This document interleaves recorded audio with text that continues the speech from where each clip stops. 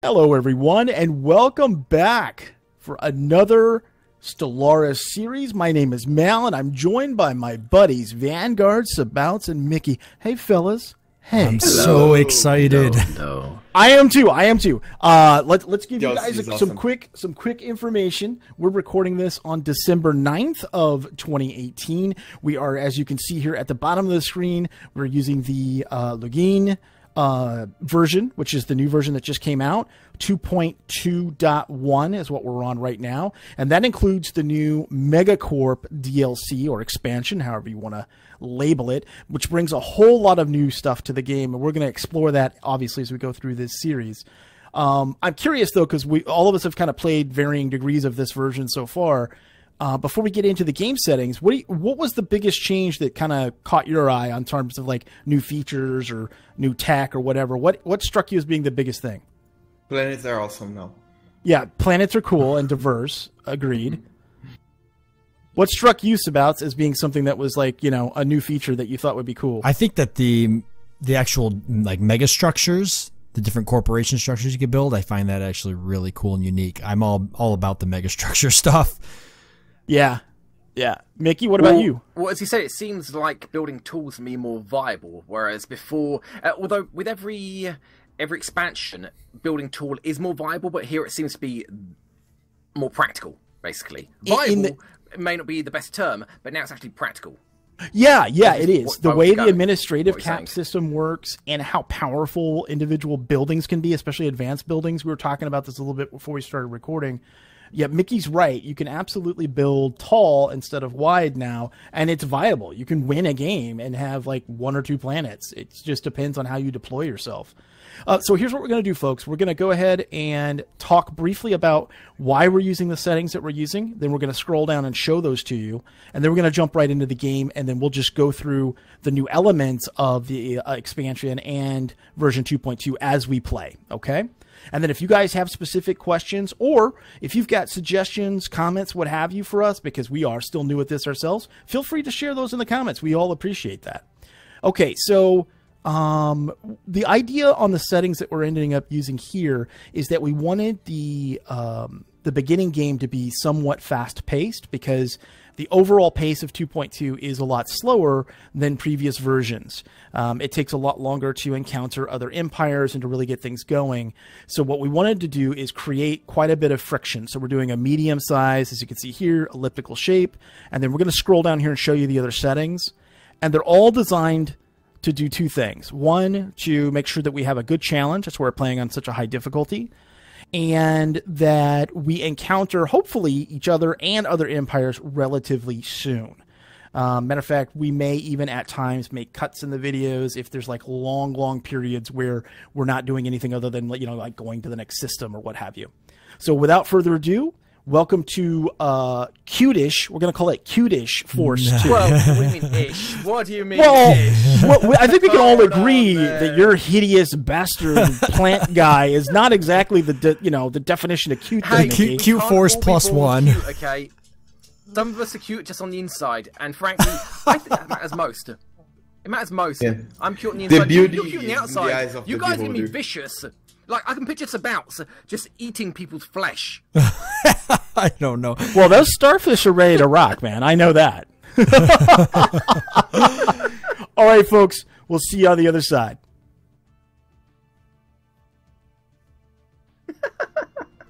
Cute force plus one. Cutish force. Cutish force, yeah.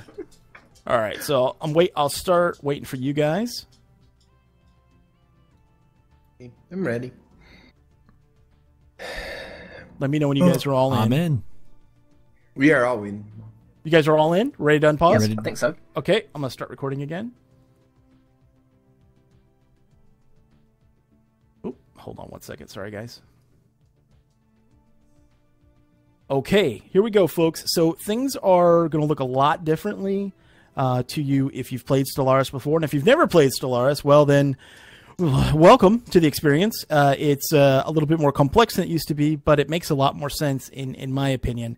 The standard things are still the same. You set your research. I'm going to go for anything that adds to research right away. So I'm picking research, research, research right across the board.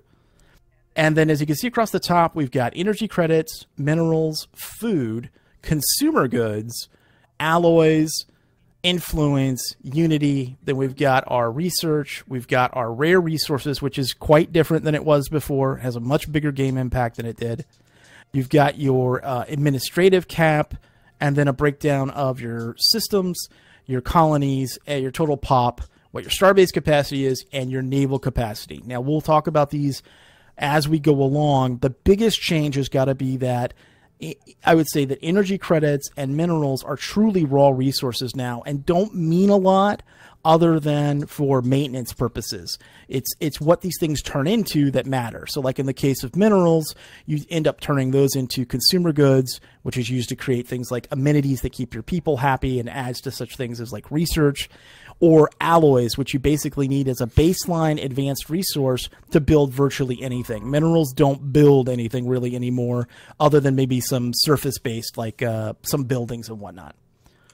Okay, so guys, two of us have not played this version a whole lot. Are you guys overwhelmed yet? It's not. It's a different game. Right? I'm good. I'm fine.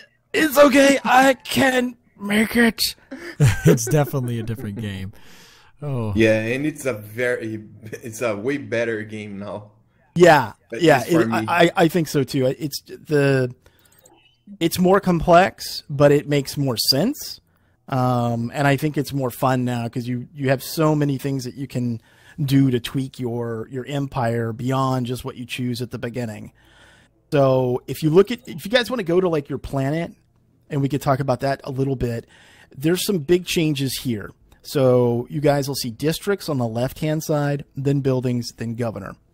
So districts, you have a maximum number, like for example, right now I have 4 out of 12 districts. I can have a total of 12 districts, and those are independent of the buildings. You'll see the buildings unlock with population. Like we should all be looking at one open slot and then the next one opening up at 30. Is that what you guys have too? Yep. Yep. Okay. Buildings are typically quite expensive, particularly towards the mid game, and it's the upkeep that you have to pay attention to, because you might have a building. I'm going to click on this alloy foundries as an example. Should be your third building in. If you click on that, pretty soon we're going to get a tech upgrade for, I think it's called Mega Foundries, and it's one of the things that you're going to want to get pretty early on because it pumps out considerably more alloys. However, once you upgrade it, it actually has, I think is it the volatile mote or the rare crystal that it requires? It's volatile modes. Okay. So what'll happen is you might be able to build an upgrade and then not be able to actually use it because you don't have the ability to upkeep it. it's good. Yeah, to know. you need to every resource that you use to upgrade a building, you also use to upkeep a building. So it doesn't matter if you buy the resource from the markets, and then you can't upkeep the building because you don't have the resource on your planet. So you need to build the volatile producing building that it's a locked technology that we don't start the game with. So as you guys are looking at this stuff, Sabouts, Mickey, just ask myself and Bruno. We'll do the best to explain it to you guys and to the audience, for the folks that are new to this. Baseline, though, the districts, you've got city districts, which essentially give you housing. Just think of it as more space, because down below, you'll see on the bottom left-hand corner, there's like the smiley faces. Those are your amenities, kind of like in Civilization. Actually, exactly like in Civilization. You have to have enough amenities to keep your people happy, and you do get bonuses the happier they are. It really does matter. Okay. Then next to that, you have housing. If you're deficient on housing, it affects everything. So you want to make sure you keep an eye on that. Then you've got whether or not you have any population unemployed, which is next to that. Then you have your population, and then you have your workers kind of breakdown. We can get into the population and things like workers, specialists, rulers, and all that as we go along. That's more of an advanced thing. But just to start off, districts, you've got city district, which is housing, generator district, which is money or energy. Mining, obviously, will give you minerals, and then agricultural will give you food. Generally, what I do on a brand new colony is pretty early on, I'll grab a city district for more housing. And then once I've got the tech unlocked, and let me see if you get it by default. You do have it by default. Hollow theaters. for entertainer jobs, which gives you it turns consumer goods into Unity and amenities. It's usually one of the first things I get. What do you normally grab first, Vanguard? Actually, I'm grabbing science ships to explore the galaxy, and I'm ignoring my colony. You're ignoring your colony? Yeah. I'm gonna grab a couple science ships too. Yeah, I need to figure out how to produce more alloys because I was going to be the warmonger guy. So, developing my colony is not a priority for me right now because I'm not going to build a wide empire. I'm going to build a tall one. So, it just doesn't matter. I have better places to expand my resources now. What you said makes completely sense if you want to build a wide empire and not a militaristic one. I'm in the southwest corner, directly southwest. If you're gonna build an empire I am wide, it's better to build. Yeah, I'm 6 p.m. It's better to improve your planet then. If you want to build wide, Sabouts, or if you want to build tall. Wide. If you want to build wide, grab expansion. Grab expansion. So you would go with a science ship right away. Actually, I'm gonna get 2 science ships as quickly as I can afford them, and usually it's the alloys that slow down getting them. But like I already got a second science ship, so I need a second science ship. Okay. Yeah, so I'm doing that. I'm sending my guys out to survey. It takes considerably longer to survey stuff now. I see that. Yeah, pirates, however, are handled completely differently. Each route will have a baseline, essentially, I think they call it trade value defense or something like that. Basically, pirates don't show up nearly as often, and they're nowhere near as annoying as they used to be. It was another really good change. There's also one thing that I realized. If you put a few corvettes patrolling between systems, there's no chance a pirate will spawn. Right. And smaller ships have a higher pirate protection value. So like a 10 or even 6 corvettes patrolling around multiple systems can pretty much ensure that you won't have any pirates spawn. Good. They'll suppress them. Oh, thank God. Exactly. We talked about remember that. Remember how we get so annoyed that they just keep popping up? Yep. We actually talked about that. Yeah, it doesn't So do that where anymore, do we which is great. actually build ships? You click on your shipyard and then click on the shipyard tab and you can build your ships from there. So if you're on your outlier, you'll have planets, and then underneath planets, you should have shipyards. Planets. And Mo, you asked it before. I'm going to build a I don't know how to say this word, a monument, so I can get more units. Oh, you're gonna okay. Yeah, because my empire has a penalty for that, so I'm trying to compensate. And I got my first tradition, and I opened up Discovery for the anomaly research. And what I'm going to do is I'm going to bounce off a couple of these. Yeah, I did the same thing. I'm going to grab Discovery Opener, and then I'm going to grab To Go Boldly, which is another survey speed upgrade. And then after that, I'll start expansion traditions. Cool. Right. Yeah, you going guys Discovery or expansion is the best start, no matter what empire you have. One of those two is always the best one, at least in my opinion. You guys let me know when you want me to speed it up. Ooh, I got a system with 3 stars in it. Yeah, there are trinary systems now also. It's very nice to see that. That's cool. Binary and trinary systems. You guys want to move it to fast? Go for it. I'm feeling confident in my ability. You can research any anomaly with no risk now. Now there might be an event. Anymore. That's one of the best changes. Yeah. Well, yeah. The biggest impact is that depending on the level of your scientists, a really high level anomaly might take you like a year to do. Okay. That's another reason why surveying takes a little longer now. I see that. Relative difficulty, challenging. Okay. Yeah. Leave B for now. So sometimes if you've got like a 5 or higher one in the early game, it's better to just leave it. And then after you've taken a couple of traditions that help you with that stuff, go back and get them. Yep. Okay. Yeah, basically everything that I didn't like about this game, except for the ground combat, they changed it for better. Honestly, ground combat, I don't know if they intended to do this. I imagine they did. Ground combat's almost irrelevant now because you can take territory from other empires without even ever putting boots on the ground now. Yeah, that's true. Okay, now since I'm of the new corporate affinity, we forgot to tell that who's playing Megacorp and who's not. No, we forgot. I think I'm the only one playing the Megacorp. I think you guys all took something else, right? I believe so. I took a normal race. So I'm doing this new corporate one. So I took, so I have the corporate ethic, and my civics are private prospectors, which gives me access to the private colony ship, which I'm about to build right now, and franchising, which helps me with branch offices. But we'll get into that later. But yeah, the private colony. Did anybody else get the private colony ship stuff? Because that's a really good one. I did not. No, I didn't.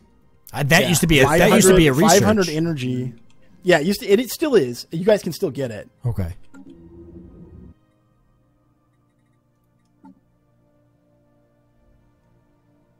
Going for civilian fabricators right now. That is a consumer goods. It'll create consumer goods for you.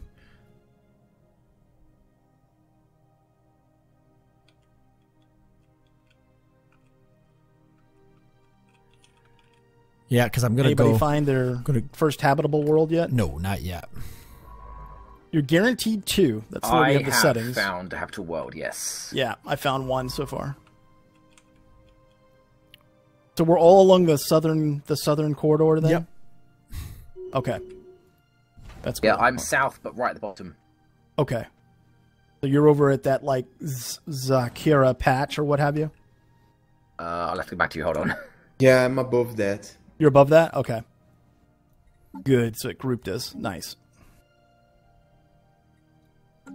You'll see the patch. Yeah, I am to the southeast of that. Okay. Did you guys see that little symbol that looks like a little ring? Construction project. Looks like almost like a wedding ring. It's like a little circle with a triangle on top. Trade value. Where is it at? If you look at your system, like your home system, there'll be a little gray symbol that says trade value. Okay. Yep. Got it. Okay, so trade value, if you guys go to your policies real quick, you can see that trade policy is, you've got choices here. So right now, by default, I have wealth creation, so my trade value turns into money.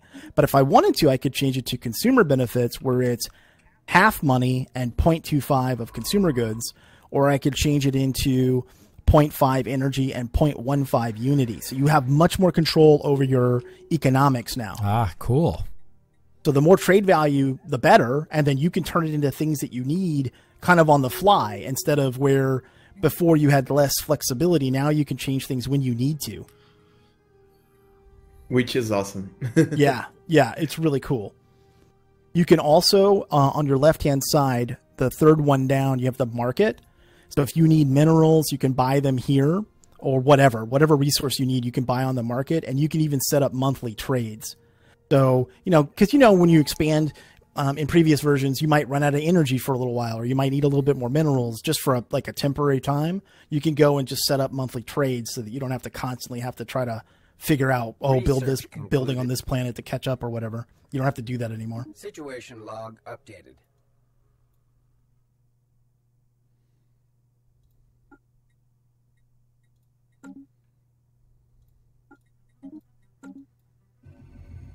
The Vanguard, you said you were 6 o'clock, but to the inner rings, right? Yeah, exactly. Sabouts, Mel?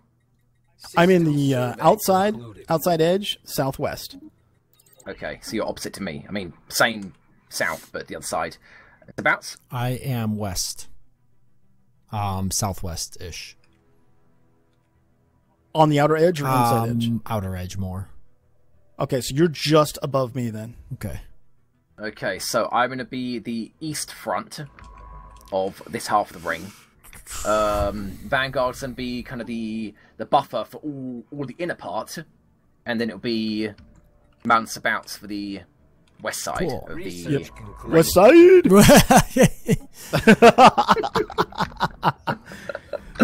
Sorry. Yeah, you had to. So you guys going for lasers, or what's the weapons of choice? Plasma, always. Yeah, so blue laser into plasma, and then try to get plasma throwers as early as possible. Yes. But plasma. right now I didn't have that option, so I'm grabbing coil gun, I'm grabbing monthly unity increase, and +5 research. Okay. Yeah, speaking of blue lasers. The two technologies you want to go are torpedoes and plasma in this game, unless they changed it completely. No, plasma throwers are still really good. Yeah, they have the highest DPS, so it doesn't matter if they are bad against shields, because torpedoes ignore shields, so pick one and go for it. Oh, that timing worked out. I got the tradition for expansion opener plus 25% development speed. Nice. And clicked it like 3 seconds before my first colony ship hit that new world. That was nice. That was lucky. Hey, sometimes it's better to be lucky than good, right? I tell you guys that all the time. The XCOM 2 motto. Yes, right.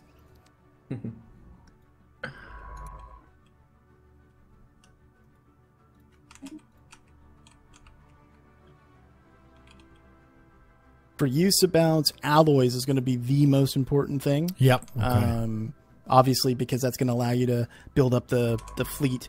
We should probably tell people this. So, Sabouts is expansionist, and he's our resource kind of resource guy.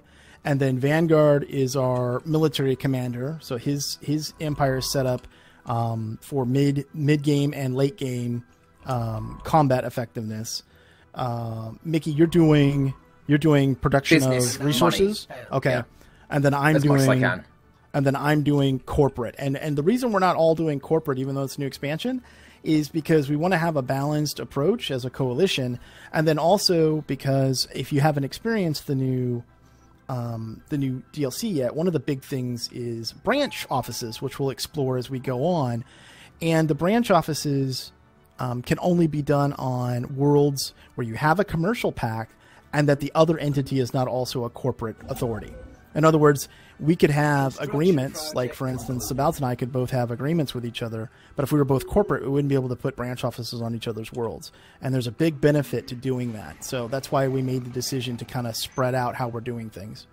So hopefully that makes sense to people. Okay. You better make sense of it, guys. You better. Yeah, right. You have no choice. You won't understand what we're saying to you. Okay. One of the early things you can do too, guys, is you should have if you look at a planet and you remember the blockers, how it would be on the tiles. Now the blockers are on the left-hand side and the kind of towards the bottom. You guys see that? Yep. Planetary blockers. If you click on that and open it up, the first one should be Sprawling Sums. As soon as you can afford it, clear that blocker because it'll instantly give you one more pop.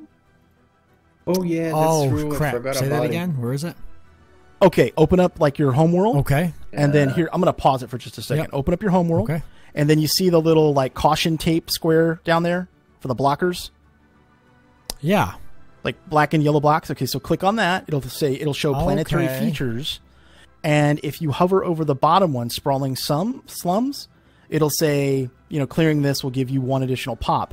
And what's cool now is you can get all kinds of things. Like they'll clear out more districts or it'll add more resources. It's random on all your other planets that you get. So it's not like it was before where it was just like clearing the blocker. It actually gives you some kind of tangible benefit when you do it. That's cool.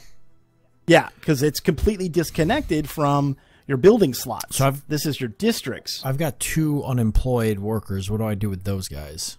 What's your housing situation? Like right now, I'm doing the exact same thing. I have 1 unemployed. I'm okay on food, so I'm gonna drop a city district in.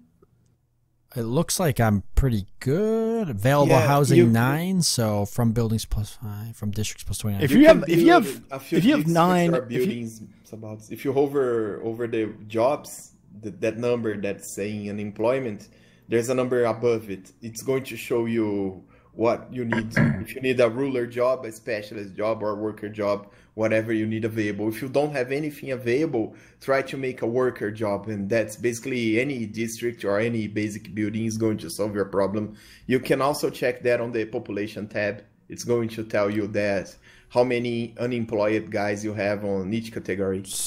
Did that make sense? Okay. So do I need to increase my housing?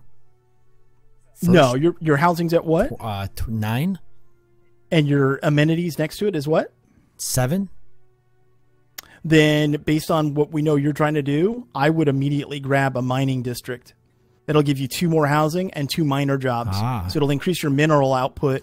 Now note that that's a district. So it's a district that's going to give you a resource, but that's not, a buildings can do that too. Okay. So you gotta look at, they're 2 different things, but they're like layered together. Okay. The district's kind of like the buildings give you bonuses. The districts are more like a flat how you tweak things. I kind of look at the districts as like a plate, and I keep stacking plates, and then the buildings are maybe part of the meal that I'm putting on said plates. That's a good way to put it. Do you remember the planet size Sabouts that was before? Yes. For example, yes, you have those are the districts. Okay. That was a good way to put it. So, yeah, there's not really planet size anymore. The districts are based off of what the planet size is. So some planets might be able to have more districts than others. Yeah, exactly. Okay. Right, like since you guys are with me, I don't normally do this, but my amenities are okay right now, and my housing is good enough for now. So I'm going to grab another early research lab, which is not something that I would do if I was playing by myself. But since I'm playing with you guys, I feel comfortable enough doing that, because if some trouble springs up, we can all send our fleets. Okay. All right. Okay, I'm going to At what point do we expect pirates to start appearing? Actually, they don't show up for a while. Okay. They are only going to show if you have trade routes that are not secured, Mickey. So keep an eye on your trade routes if they are showing a school when you. Did I pronounce that right? School? Yes. If they're showing a school between trade routes, you need to put a Corvette or 2 to patrol it to get rid of this. Can pirates still only appear out of neutral and unowned systems, or can they appear in your systems? They can appear. They can appear anywhere. And and they don't rove like they did before. They'll stay in the system they appear in for quite some time. They're not nearly. They're basically just a minor nuisance now. They're not like a massive just. So, Mickey, click on your shipyard and click on trade routes. If you see any skull on your map, that's where the pirates are going to show. You shouldn't be seeing any now. All you're going to see is shields and a box. So those systems are safe. Gotcha, okay. Yeah. Okay, so you got it. Okay. Once these trade routes aren't secure, that's when I can expect pirates to actually be a problem.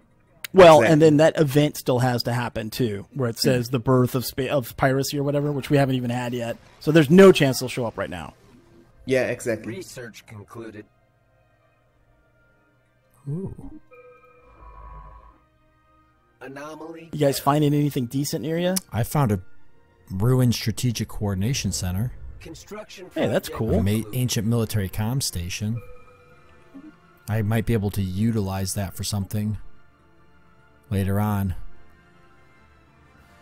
So hyper entertainment forms are pretty good to grab. Anomaly yes. Found. Definitely. Oh wow! I found my second habitable. Wow.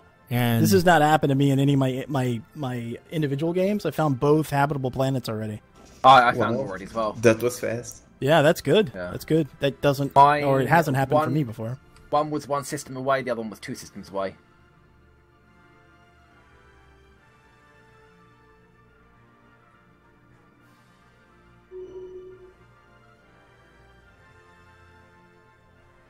Construction project concluded. Right, so now researching events is less of a question of risking an RNG roll on the scientist and more, can I afford to do this right now in terms of time resource? Right, instead of being a, one of the things you brought up before, Mickey, was like how ridiculous it was that, you basically were rolling the dice every time. Yeah. Now there's no dice roll. It's just like you said, it's a strategic decision. Do I want to do this now or not? Yeah. Yeah, and thank you for that, Paradox. It's a very nice change. It's a much better idea of it's a tactical choice and not it should work, but it might not, and if it doesn't, I get fined, and there's nothing to do about it. I mean, rolling that 90%. I think we can agree that the 4 of us are kind of Paradox fanboys, especially with regards to Stellaris. But they really have made the game better, every single time, in my opinion. I agree, totally. Yeah, me too. Anomaly found. They're really doing a great job on Stellaris. I have to give them that. And not a lot of companies hear that from me, being fanboy or not. And I'm talking to you, Bethesda. Oh, my well, God. We start that. We're gonna be stuck on that topic for the next, I don't know, 5 or so episodes, Oh, and none of it will be good.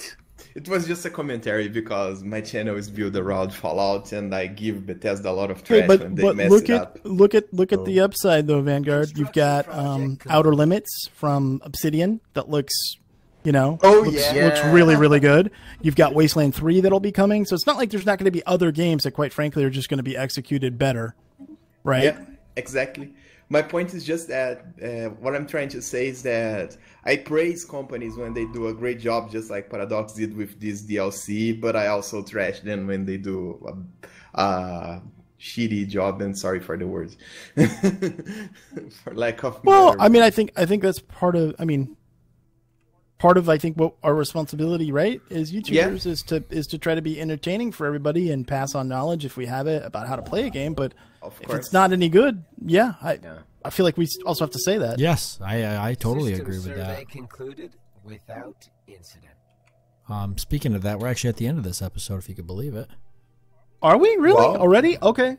That was All right, fast. folks. Well, if you have questions, specific questions about, how to build your planets or what any of these new variables mean or what have you, please feel free again to ask us in the comments. We'll collect all those and we'll try to answer them as we go along. Our plan is to release 3, maybe 4 episodes a week. So this won't be a daily series on any of the channels, probably more like an every other day. We just feel like we've tried it both ways, and that seems to be a little bit better for people versus a daily episode. So we hope you enjoyed this one. If you did, consider hitting that thumbs up.